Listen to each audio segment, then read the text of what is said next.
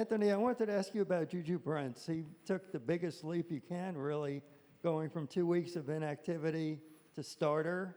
What told you that he was capable of making that transition and coming through by what seemed to be a very solid game for him against the Bills? Yeah, extremely thrilled with the way Juju played. He is a guy that, regardless of whether he's active, inactive, his approach to work has been the same. He's been consistent. He's just tried to go out there and be the best version of himself every week. So it's a credit to his just resilience and resolve. And it was awesome to see all that hard work pay off a week ago. So thrilled about the kid. Coach, last week, I don't know what the batting average was on this, but it seemed like all the punch-outs seemed to work and that kind of aggression. So how do you sort of balance making sure you're taking the chance and the opportunity at the right moment, as opposed to potentially missing a tackle? Obviously, they worked out. Yeah, we've been preaching punch-outs all season.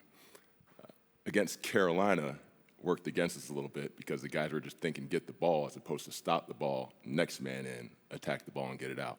I thought you saw that in Buffalo. So I don't know that there's necessarily a balance. The first guy in has to secure the tackle. The next guy in, we're hunting.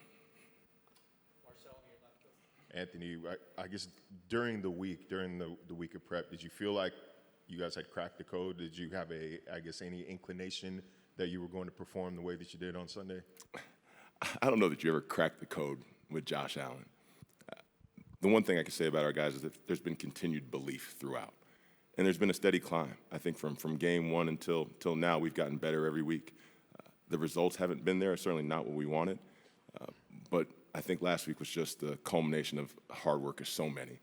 And we were able to go out there and put 4 strong quarters together. Hey, Anthony, I wanted to ask you, hey, how you doing? I wanted to ask you about the chest bump with Mike during the game. What was that moment like? How did that come about, just spur of the moment? Yeah, that was completely organic. I'd like to sit in here and say it was planned or something like that. That was pure and raw, unadulterated emotion, right? And Mike happened to be there, and fortunately, he survived the chest bump because I got a little aggressive there.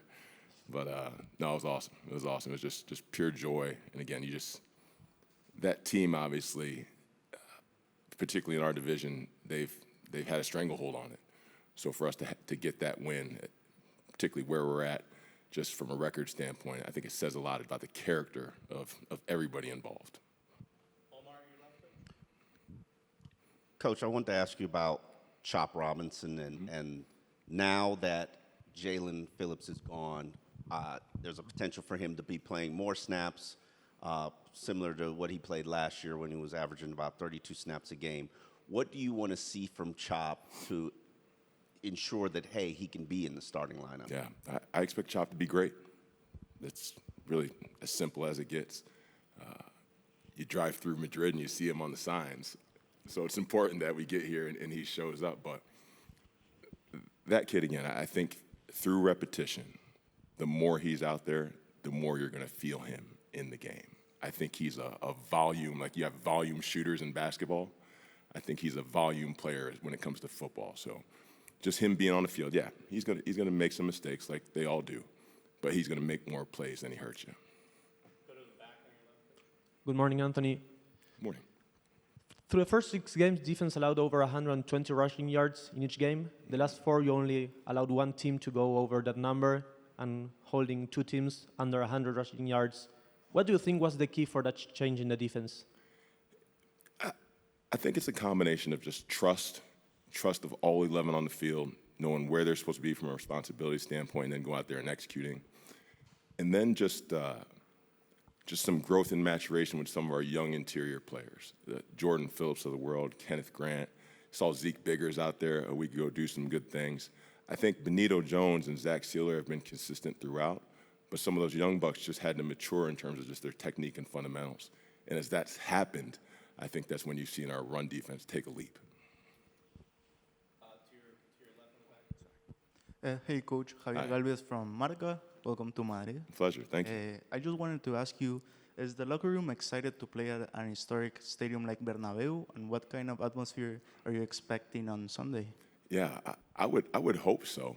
And I think it's important for us as a team to educate those guys about the stadium and where they're going to play it. I have to assume it'd be like playing baseball in Yankee Stadium. That's probably the equivalent to what we have in the U.S. So it's going to be an honor, right? We certainly won't take it for granted, and hopefully we can carry on the winning tradition that's been going on there for years. Hey, Anthony. How do things change preparing for Marcus Mariota as opposed to Jaden Daniels? Not a ton, right? Both have a very similar skill sets.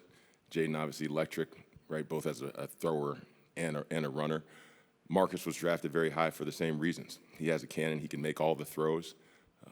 It's important for us to try to get back there and try to put him under duress as much as we can, and then kind of limit his run exposure. But they're going to try to get him on the edges of defenses just because they have so much zone read, QB-driven run game. And when he does, we got to make sure, again, everybody's doing their job and we keep him corralled. I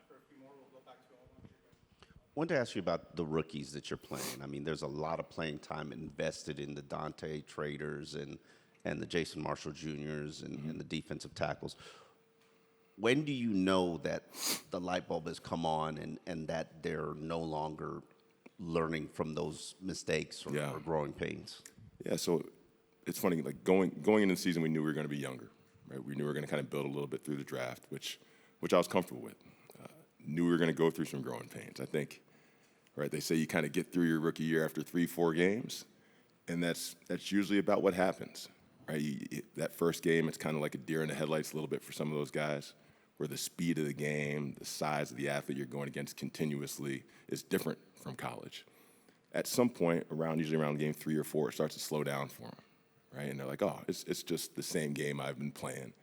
I just need to rely more on my technique and fundamentals to allow my God-given talent to shine. And then we're going to get to a point here, right, when we get past game 13, 14, we're going to be like, oh, my God, we're still playing football? and they're going to have a little bit of a lull again. But, again, we'll coach them through it and make sure that they know that, hey, this isn't anything you haven't done before. Just keep on going out there and doing the next right thing. But all of those guys that we drafted, Jason Marshall, Dante Trader, the 3 young D linemen, from a skill set standpoint and mindset, they've all been shaped to have success in the National Football League, as long as they continue to just take one step at a time and keep pressing forward. So some Spanish NFL fans haven't chose their NFL team yet. Oh. Why should they choose the Miami Dolphins? Well, first off, myself, Coach McDaniel, everybody involved here, we want to establish a tradition of winning, right? And while it certainly doesn't look like that optimistic this year, moving forward, we want to make sure that all of our fans have something to be proud of.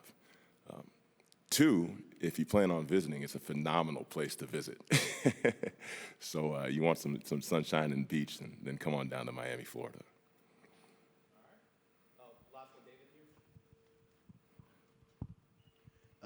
Zach Sealer picking up his first sack last game. Do you see him potentially getting on a roll finally this year? I do. He's an absolute stud. So to see that happen for him last week and really get that monkey off his back, I'm hoping that frees him up to just go out there and play more loose. And usually sacks, takeaways, all those things come in bunches. So I definitely plan on seeing that.